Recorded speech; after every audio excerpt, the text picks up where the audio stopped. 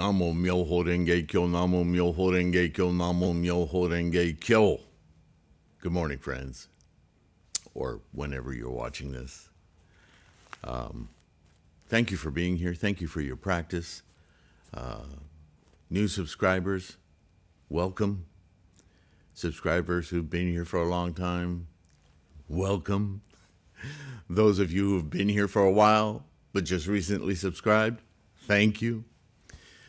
Liking and subscribing, as you all know by now, is a way of growing the Sangha. It's about the algorithms of YouTube. It's not really about, well, of course, I don't want you to like and subscribe if you disagree with what's going on here, but this is part of a greater resource to help us practice with conviction, right? Confidence, remove doubt. I'm trying to create the most comprehensive resource I can for our modern practice of Lotus Sutra Buddhism as mentored by Nichiren and his doctrine, his insights, his methodology, really the methodology that Shakyamuni describes throughout the Lotus Sutra, but being in this latter age of Mappo, almost 3,000 years after Shakyamuni went extinct into nirvana, yeah? Not into, but achieved nirvana. We need things to be concrete. We need things to be in our face. We can't use just our minds to penetrate and achieve enlightenment. It's possible, but not for everyone. It takes a tremendous amount of dedication and time and opportunity. And we have billions more people on the planet now. And the Lotus Sutra is about the most succinct, immediate invocation of something we have innately within us, but it's totally obscured by that incredible drug called samsara. It just holds our attention all the time, right? Like the analogy, thousands of monkeys in a whole grove of trees, all screaming and yelling for our attention. That's our thoughts, our samsaric thoughts. Look at me, look at me, look at me. You need more of me. Get away from that. It's all based on materialism, matter, stuff, possession, accumulation. That's what craving and clinging is about, yeah? And samsara is our condition of attachment to all of that. It's no wonder we're stressed and anxious all the time, yeah? So, even students of Shakyamuni for some 40 years or more, as much as they understood his teachings and the way the mind and body work together and the way our attitudes and intent make so much of a difference in the way we see the world and live in the world, still, we're past the middle of the Lotus Sutra. Still, they're attached to the idea that they get Buddhahood from Shakyamuni. That he is the owner, arbiter, and authority of Buddhahood. He's the parent, teacher, and sovereign, absolutely. Right? He is the sovereign of the teaching of the Dharma. But see, Buddhahood, or Buddha, as in this chapter, Shakyamuni is now trying to get everyone to understand in the lifespan of the Tathagata chapter, is explaining that Tathagata is a state innately, inherently within the formations of everything. That the process from quiescent energy into formations is the universe, the cosmos, you, me, our lungs, our feet, our eyeballs, our skandhas, everything. that tathagata, that fundamental, that innate, inherent in all phenomena, as it begets form,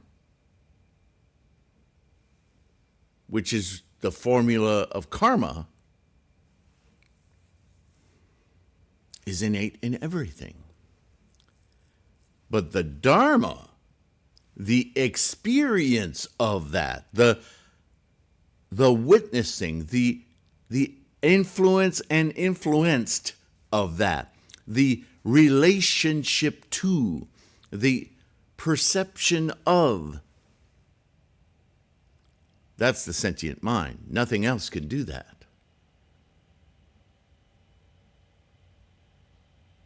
The Dharma is the experience of Tathagata. The Gohonzon is our samsaric doorway, window, portal, opening of the eye to experiencing Buddhahood, Tathagatahood. The Dharma of Tathagatahood. That's the opening of the eye. And that happens in our Gohonzon mind, our most explicit and the thing we need to open, the thing we need to shift from the massive hordes of the monkey mind and samsara. Open that eyelid and peer. This is how everything works. This is clearly the process of life. It's the engine of life. That's what's happening. That Tathagata that has always been here, now observed, known, witnessed by the sentient mind, which has always been ready to do so because it's inherent. Now we've opened that eye. We've opened that Gohonzon mind. Look. Buddhahood. Tathagatahood. The thus come one of everything. Everything's the same process. Just incredibly vast manifestations, differentiations, potential manifesting. Wow, look at it. Like sparks from a sparkler. This is the engine of life. So now he sets about in prose, making this, gotta memorize this, gotta teach yourself with these words. Here we go. Since I attained Buddhahood, something I've pointed out many times. You notice this is written in the first person. Shakyamuni, in his skillful means, talks many times about himself or his enlightenment as other personages, right? He makes up other Buddhas for certain stories to make certain points. So sometimes he talks about himself in the third person as an actual personage. Sometimes he talks about himself in the second or other time periods, right? But it's all his experience of Buddha-ness. But if he talked about himself all the time, people would be more stuck than they already are, thinking that he is Buddha. No. He is not. He is a man, obviously, born as a man, who worked very hard and diligently for some 12 years to reach this renge, this aha moment, yes? And he spent the rest of his life trying to get people to understand how to do this. Everyone, no matter what their state of being, class, caste, whatever. Because it's about the mind. The mind don't care about bank accounts. Well, samsaric mind does, yeah. But this is meant to memorize and recite. Knowing that, very conscious of that, since I attained Buddhahood, is a refrain for us to say to ourselves. Since I, Sylvain Chamberlain, have attained Buddhahood, since you, whatever your label is, have attained Buddhahood, right? Sonia, Jana, Paul, Peter, whatever your name is. Since you have attained Buddhahood, when you read this and memorize this, since I attained Buddhahood, that's extremely powerful, isn't it? Even if you don't get it, you're reciting it, you're learning, right? And the moment you do renge, get it, you'll go, I've been saying this all along, right? It's another skillful means. Since I attained Buddhahood, immeasurable hundreds of thousands of myriads of kotis of incalculable kalpas have passed. So he's saying it as Shakyamuni, delivering this message. And I would say that everyone is hearing it as, oh, he's talking about himself. But he knows. He's saying this for you to memorize because this is how the teachings are spread. And we know they kept it in because these translations come from written documents that were written hundreds of years after he died. So it was memorized true to form. So all these people that were practicing Lotus Sutra Buddhism were saying this to themselves. I attained Buddhahood in the inconceivable past, time without beginning. Well, immediately that stops being you, doesn't it? It starts speaking about a nature, an inherent nature. There it is. Through these immeasurable kalpas, leading and inspiring innumerable kotis of sentient beings and enabling them to enter the Buddha path. I did that? No. Buddha. Buddhahood. Tathagatahood. That's what did that. And I'm no different than everyone else. Using skillful means, I have manifested the state of nirvana to bring sentient beings to this path. Yet I've not actually entered nirvana, but continually abided here, expounding the Dharma, the experience. That's what his whole teaching life was about. This is what it's like. Hurry up, get there. Although I am always among these erring beings, it's slipping from identity to being, the engine of life. With my transcendented powers, I prevent them from seeing me. Because Tathagatahood isn't something to see. It is a state of being to experience. The sentient beings, seeing me enter, now me, Shakyamuni, enter extinction, earnestly revere my relics, and, filled with longing, yearn for me. But do they yearn for Shakyamuni? They actually yearn for the experience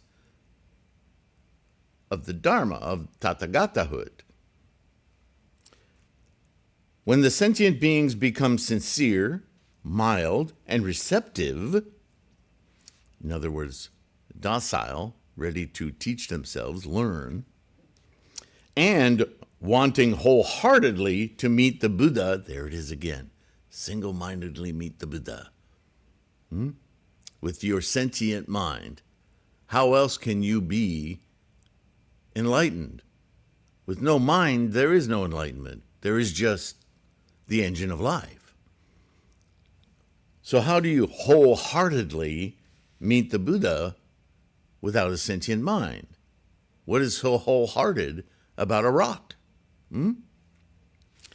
are willing to give unsparingly, I mean, really determined, not just casual about it, of their bodies and lives, then I, together with the Sangha, will appear on Mount Kuta.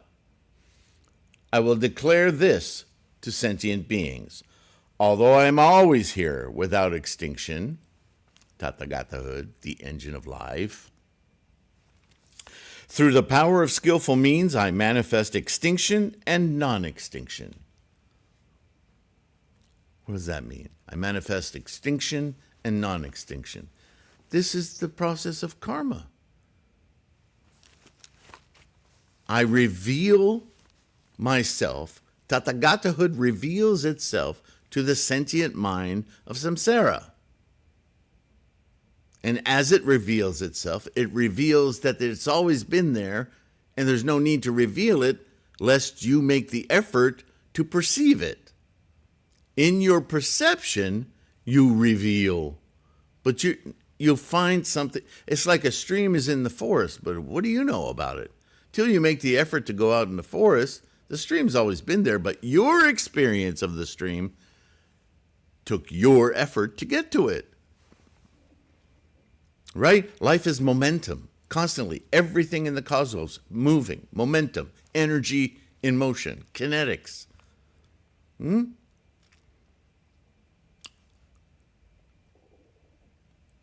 you want to know about anything, you have to make an effort to go and find it, whether it's exterior or interior, right? That's what he's talking about.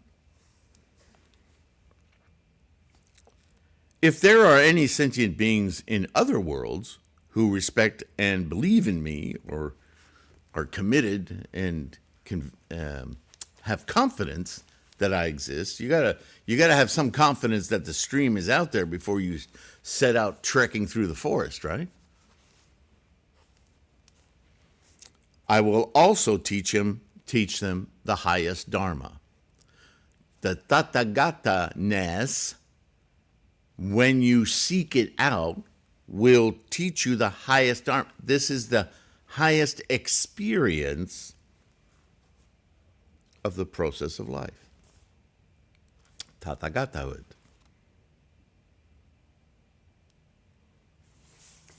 Not knowing this, you only think that I have entered parinirvana. Not knowing this perception of the nature, the true nature of all phenomena. You see me, Shakyamuni, a human being, enter into death, and what happened? Where'd he go?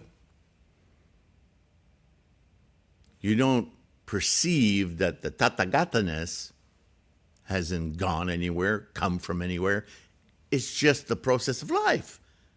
It's ongoing until the universe disappears, which, as if you've heard me say, the universe, the cosmos, is life. It annoys me when I hear these shows about, will we ever find evidence of life anywhere in the universe? The universe is life. Wake up.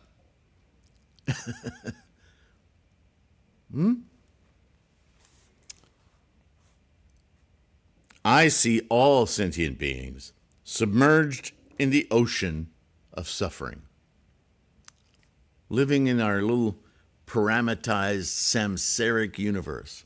That's why we build our databases constantly, our warehouse of identification, and it keeps growing and growing. But however hard you and diligently you work on your warehouse of identification, right? This is me, this is me, this is me. How can you ever hope to be the grandeur of the entire cosmos? And yet there it is, waiting for you to experience it. Open that Gohanzon door, that Gohanzon mind. That is why, by not manifesting my form, I cause them to yearn for me.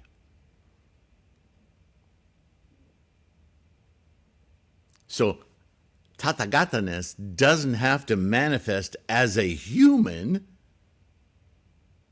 because it's already there and it requires the sentient mind to find it. The sentient mind finds Buddhahood, Tathagatahood. Not my arms, my hands, a set of teeth, a location. It's an experience, Dharma, the highest Dharma. I mean, he couldn't spell it out any more directly. Then, after awakening this longing, I appear and expound the Dharma.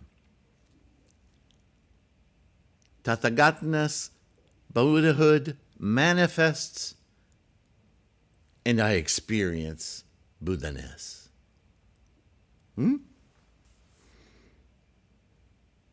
For innumerable kalpas, such are my transcendent powers, which you've also heard me say, but this is what it means. This is what it means to transmigrate. It's the sentient mind not leaving altogether, but perceiving from samsaric existence, because that's where the sentient mind occurs, this experience of all-knowing, the engine of life. Right?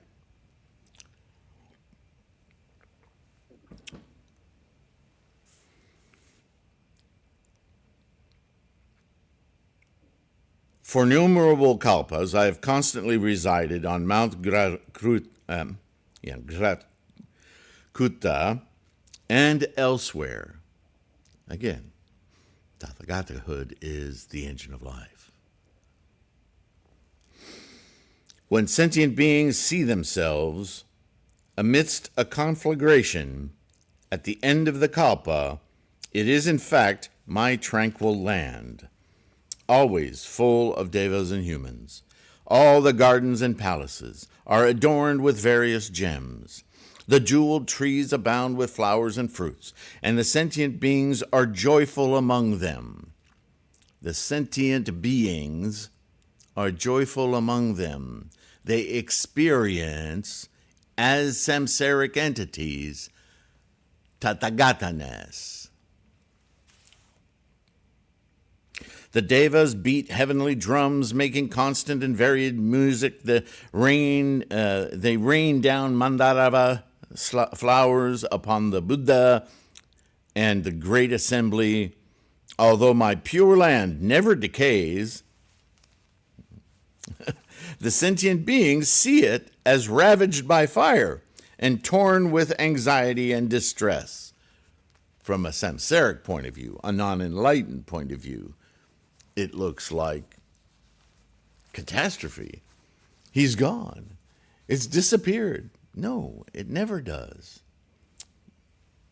The sentient beings see it ravaged by fire and torn with anxiety and distress. They believe it is filled with these things. Because of their misdeeds, these erring sentient beings do not hear the name of the three treasures for incalculable kalpas, totally involved in our samsaric collection of data. But all who cultivate merit and are receptive and honest will see me residing here, expounding the Dharma. For the sake of these sentient beings, I teach that the lifespan of the Buddha is immeasurable. To those who, after a long time, finally see the Buddha, I teach that it is difficult to meet him. Him, the experience, right, of Buddhahood. Such is the power of my wisdom. I understand that in samsara, I'm talking to human beings. I'm talking to samsarics. I'm talking to the monkey mind. And so I pose Tathagatanas as an equatable entity, a man, a special man, a him, yeah, a special him with transcendent powers to give others something to aspire to, in the hopes that if they're diligent enough, you and I, when we finally get there, we'll understand that it's not about him, it's about our own experience of mind, inherent Buddha-ness. It's not him after all. It's something he's achieved that now we all can achieve easily had we just had the perception to do it. Single-mindedly seeking to meet Buddha, the Buddha inherent in our minds, in our experience. Such is the power of my wisdom. The light of my wisdom illuminates immeasurably, and my lifespan is of innumerable kalpas. Buddha. This has been achieved through long practice. You wise ones, do not give in to doubt. Banish all doubt forever. This is the nature of our focus, what it must be. The Buddha's words are true, never false, because it's the engine of life. How could it be false? It is like the physician who proclaimed his own death. Although it was untrue, he did this to cure his delirious sons through excellent, skillful means. So no one could say he really spoke falsehood. I also, being the father of the world, the engine of life, cure those who suffer. I pose in this man you call Shakyamuni only to lead you to this realization, right? Self-realization, self-manifestation of what? The Dharma, the experience of Buddhahood. That's what we're all doing. Or did you forget? To the deluded and unenlightened, I say that I have entered nirvana. Although, in fact, I'm really here. For if they were to see me, they would become lazy and arrogant. Right? I'm going to play, and, this Wednesday, I'll go see Buddha. See how silly that sounds now?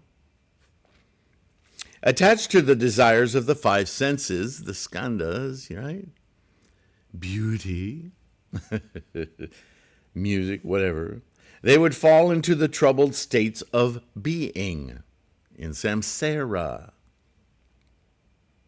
Always aware of which sentient beings practice the path and which do not, I teach the Dharma in various ways, according to their ability to be liberated. I am always thinking, by what means can I cause sentient beings to be able to enter the highest path and quickly attain the Dharma? You may recognize that final statement in this chapter because we chant it, sing it every day when we do Gangyo.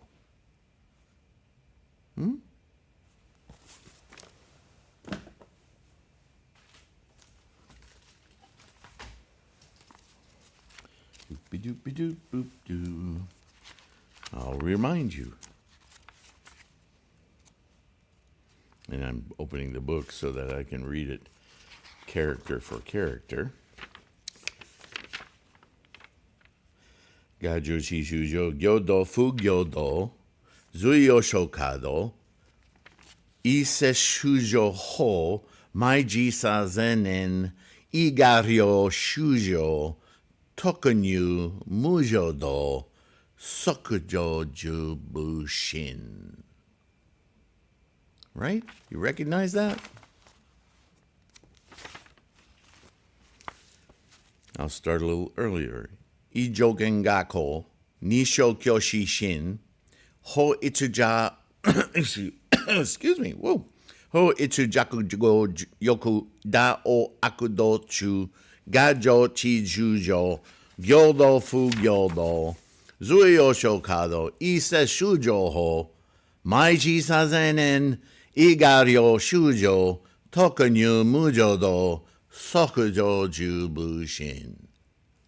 Bushin. How do I bring others to Buddha-ness, yeah?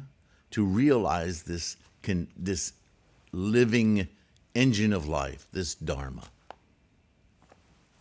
Every day. That's the statement we make to ourselves. Remember, I. By what means can I cause sentient beings to be able to enter the highest path and quickly attain the Dharma? Notice it says Dharma, not attain Buddha. It says Dharma, the experience of Buddha. And that's how he closes the lifespan of the Tathagata.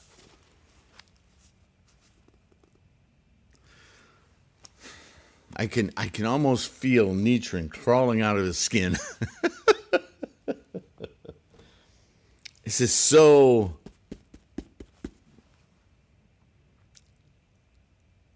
and yet without study, without the previous skillful means, it would be very hard, as Shakyamuni says repeatedly, very hard to understand, to comprehend, and finally, to have great confidence in. This is already in me. I just need to wake it up, develop it, hang on to it, distribute it in my mind with its absolute clarity, to experience it. Man,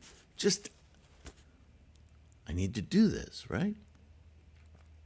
Like a little baby that sees these people walking around, knows it can do that too. That kind of confidence. And it lifts and it rocks and it stands up and sits down and, right? Wow, I stood up. And just like great parents, we watch this happen, and then finally the child takes steps, and mostly takes steps toward us. I'm doing this. Right? The family.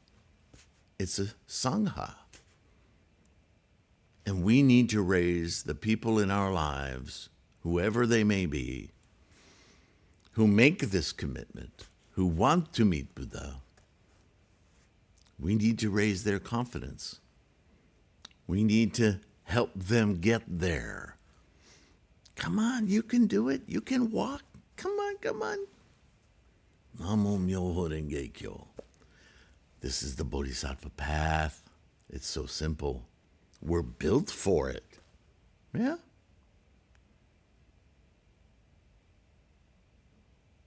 Thank you for being here. Thank you for listening. Thank you, most of all, for your practice. Keep it up. Stay strong. Take care of your health. It's a kindness. We have to treat ourselves with kindness if we're going to understand ultimately how all others in our environment need the same kindness. It spreads, right? As our enlightenment also makes us larger, more capable, more expansive, more influential. Yeah, this practice is pretty amazing. So take care of your health.